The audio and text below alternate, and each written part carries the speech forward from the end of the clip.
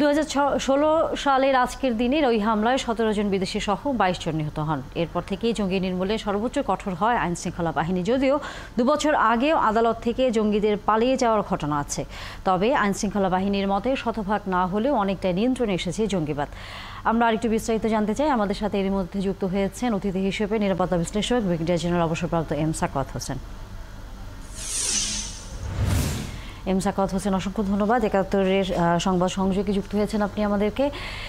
যেটি আসলে একটু জানবার আছে সেটি হচ্ছে, এখন যতটা আত্মতুষ্টিতে ভুগবার মতো কথা বলছে আইনশৃঙ্খলা বাহিনী যে জঙ্গি তৎপরতা নেই, কিন্তু আবার একই সাথে তারা জানাচ্ছে যে অনলাইনে জঙ্গিবাদ এখন খুব বিস্তার লাভ করেছে। আপনার দৃষ্টিতে এটি নিয়ন্ত্রণ করবার জন্য আসলে আমরা এখন পর্যন্ত সেরকম শক্তিশালী হয়েছে কিনা? ধন্যবাদ আপনাকে। মানে জঙ্গিবাদ বলতে আমরা যেটুকু বুঝাই, জঙ্গিবাদ তো অনেক রকমের হয়। আমরা অনেক আগে দেখেছিলাম যে বামপন্থী, এক্সট্রিম বামপন্থী, সেটাকে আপনি জঙ্গিবাদ বলুন বা সেটাকে অর্থঘাতী বলুন, যাই বলুন কেন, ওইটাও একটা টেরোরিজম ছিল। আর সোশ্যাল টেরোরিজম হয়। এখন আমরা যেটা কথা বলছি যেটা নিয়ে, সেটা একটা রিলিজিয়াস টেরোরিজম। এটা আপনাকে যেটা লক্ষ্য রাখতে হবে যে এটা একটা আইডিওলজি। এই আইডিওলজি আপনি সহজে আইডিওলজিকে ডিফিট করা খুবই ডিফিকাল্ট, যতদিন পর্যন্ত আপনি সোসাইটিতে একটা কাউন্টার আইডিওলজি স্ট্যাবলিশ না করেন। আমি মনে করি যে হলি আর্টিজানটা ছিল ক্লাইম্যাক্স আমাদের জঙ্গিবাদের। সেইখান থেকে ফিজিক্যালি আমাদের সক্ষমতা অনেক বেড়েছে। আমাদের আইন শৃঙ্খলা রক্ষাকারী বাহিনী যে অবস্থায় ছিল 2016 সালে, সেখান থেকে অনেকখানি এগিয়ে আসছে। শুধু যে পুলিশ আর র্যাব তা নয়, ইন্টেলিজেন্স, কাউন্টার ইন্টেলিজেন্স, এমনকি সেনাবাহিনী, অন্যান্য বাহিনীর মধ্যেও এই এন্টি টেরোরিজম স্কোয়াডগুলো এবং ইন্টেলিজেন্স যেভাবে কাজ করছে সেটা অত্যন্ত প্রথম শ্রেণী আমি বলবো। কিন্তু যে প্রশ্নটা উঠছে সেই প্রশ্নটা হচ্ছে আইডিওলজিটাকে আমরা ডিফিট করতে পেরেছি কিনা। আমি যেটা মনে করি যে আইডিওলজিটাকে ডিফিট করার মতো সেরকম কোনো পদক্ষেপ প্রথম দিকে একটু থাকলেও এখন সেটা শিথিল হয়ে গেছে। যেই কারণে আমরা মাঝে মধ্যে দেখি, যেমন একটা সার্কিয়া বলে একটাকে আমরা দেখলাম যেরকম হেলথ ট্র্যাক্টে তার উত্থান ঘটতে, সেটাও কিন্তু আইডিওলজির উপরে বেস করে হয়েছিল। এখন ব্যাপারটা হচ্ছে যে আমাদের দেশের মানুষ হলি আর্টিজানের পরে প্রচুর আপনার সচেতন হয়ে গেছে।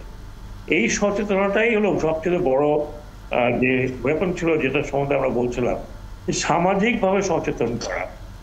কয়েকটি ফ্যাক্টর আছে যে ফ্যাক্টরের কারণে আমি মনে করি যে এখন বাংলাদেশের জঙ্গিবাদের বিষয়টি অত মুখ্য হবে না আইডিওলজিতে বেঁচে থাকা ছাড়া। প্রথম হচ্ছে যে বিশ্বের যে অবস্থান এখন আছে, সেখানে একসময় যে জঙ্গিবাদ বিষয়টি হোল ওয়ার্ল্ড, সারা বিশ্বে একটা বড় ফ্যাক্টর ছিল, সেটা এখন নেই। যেটা যে কোনো কারণেই হোক এই মুহূর্তে সেটা সীমিত হয়ে আছে। দ্বিতীয় হচ্ছে, যদি আমি বাংলাদেশের কথা বলি, বাংলাদেশ কিন্তু একটা আইসোলেটেড মুসলিম প্রধান দেশ। কাজে এইখানে বাইরের থেকে ওই ধরনের লিঙ্ক করা খুব ডিফিকাল্ট, শুধুমাত্র আইডিওলজিক্যাল লিঙ্ক ছাড়া। সেই আইডিওলজিক্যাল লিঙ্কও এখন বিচ্ছিন্ন হয়ে গেছে। তৃতীয় যেটা আমি মনে করি যে বাংলাদেশের জনগণের সচেতনতা সবচেয়ে বড় হচ্ছে যে মহিলা পার্টিসিপেশন সোসাইটিতে, সেটা লেবার ফোর্সই হোক, অ্যাডমিনিস্ট্রেশনে হোক, পুলিশ হোক, বিজিবি হোক এবং অন্যান্য বাহিনী হোক। আর এই একটা কিন্তু খুব বড় ফ্যাক্টর যেটা আমরা তো মনে করছি না, যে women participation in the society. সবকিছু মিলিয়ে এখন বাংলাদেশ সবসময় একটা মডারেট রিলিজিয়াস কান্ট্রি ছিল। সেইখানে আমি মনে করি যে বর্তমানে 21শ শতাব্দীতে এসে এই সময় ফার্স্ট কোয়ার্টারে আমরা বিশ্বব্যাপী যেমন এটা প্রকোপ দেখছি না, বাংলাদেশের তেমন প্রকোপ দেখছি না। যেটা বলা হচ্ছে অনলাইন। আপনি একটা প্রসঙ্গ তুলেছেন, সেটি হচ্ছে যে আমরা আসলে এটি আইডিওলজির একটি বিষয়, আমরা বিকল্প কোনো আইডিওলজি আসলে এখন পর্যন্ত তৈরি করতে পারিনি, কারণ আমাদের সমাজে আসলে আমরা মিশ্র এক ধরনের সংস্কৃতি দেখি। আপনি যেমনটা বলছিলেন যে নারীদের অনেক জায়গায় হয়তো আমরা যেই জায়গায় আরও তারা বাধা ছিল সেখান থেকে এসে অনেক জায়গায় তারা ছড়িয়েছে, কিন্তু আবার একই সাথে কিন্তু আমরা গত কয়েক বছরে এর বিপরীত চিত্রও কিন্তু বাড়তে দেখেছি। পোশাক থেকে শুরু করে নানা ধরনের কর্মকাণ্ডে নারীদের অনেক জায়গায় পিছিয়ে রাখা হচ্ছে এবং পরিবার থেকেই এখন আসলে অনেক জায়গায় অনিৎসাহিত করা হয়ে থাকে। এই যেহেতু বিকল্প কোনো একটি আমরা ধারা বা আইডিওলজি তৈরি করতে পারছি না, আপনার কাছে কি মনে হয় সামনের দিনগুলোতে আবারও হয়তো এখন কোনো এই ধরনের পরিবেশ নেই, কিন্তু আশঙ্কাটা তো আসলে উড়িয়ে দেওয়া যায় না, কি মনে করেন আপনি? কোনো কিছুই তো আশঙ্কা আমরা উড়িয়ে দিতে পারি না। আপনি যদি লক্ষ্য করুন যে আমাদের স্বাধীনতার পরপর আমাদের পশ্চিমাংশে যে তৎপরতা ছিল আপনার লেফটিস্ট বা একবারে কমিউনিস্ট পার্টি বলতে ডাইহার্ড কমিউনিস্ট পার্টির আন্ডারগ্রাউন্ড যে যে সংস্থাগুলো ছিল, সেগুলো সেই আইডিওলজি তো এখনো আছে। সেটাকে আপনি প্রোগ্রেসিভ বলেন, যাই বলেন না কেন। আপনি যে পোশাক আশাকের কথা বলছেন, পোশাক আশাকে কিন্তু মানসিকতা পরিবর্তন হয় না, এটা একটা সামাজিক বিষয়।